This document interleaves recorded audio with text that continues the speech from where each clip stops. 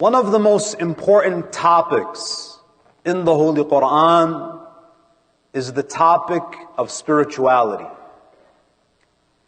In fact, when you look at the Holy Quran, one of the primary duties of the Holy Prophet, as mentioned in Surah Al-Jumu'ah, verse number 2, is to help people achieve tazkiyatun nafs.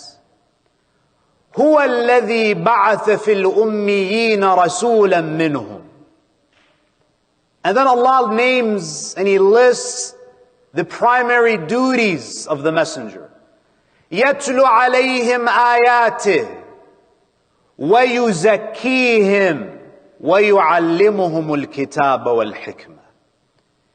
You notice that even with the order, يتلو عليهم آياته, He delivers the message first. But in order for you to understand the book, in order for you to attain hikmah, you have to purify your soul. Tazkiyatun nafs is the prerequisite of true ilm. Tazkiyatun nafs is the prerequisite of wisdom.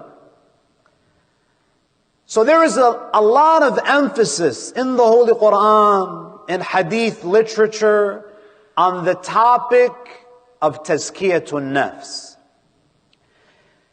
In the ayah that I began with from Surah Al-Anfal, verse 24, spirituality is presented in this ayah as an invitation. Ya ayyuhalladhina amanu, O you who believe. It's interesting that Allah is already talking to mu'mineen, but He's inviting them to something that is even greater than iman. It's something above it, beyond it. يا أيها الذين آمنوا استجيبوا لله وللرسول. There is an invitation that has been given. If the prime minister of a country gives you an invitation, you feel honored. If a king extends an invitation, you are honored to respond to that invitation. What would you say about an invitation that's extended to you by Rabbul Alameen? And look at the greatness of Rasulullah. Allah says, whenever I invite, Rasulullah is the partner in the invitation.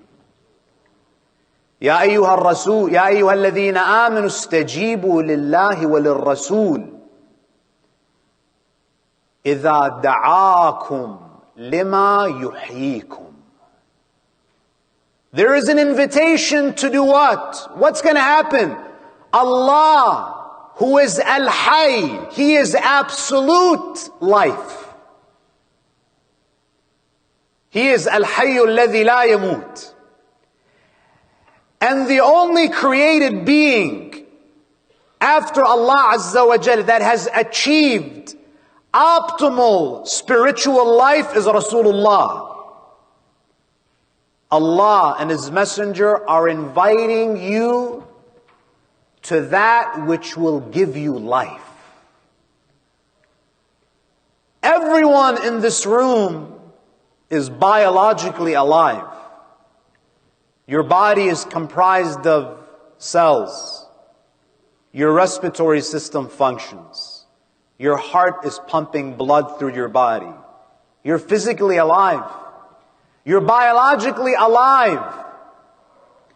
But there are only a few people who are spiritually alive.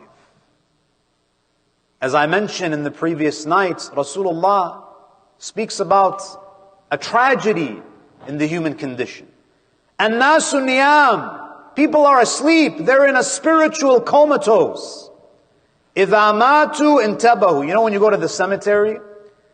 If you go to the graveyard, the cemetery, what is typically written on the tombstone?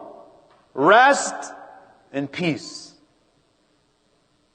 But do you know what is actually a more accurate thing to write on the tombstone? Now you are awake.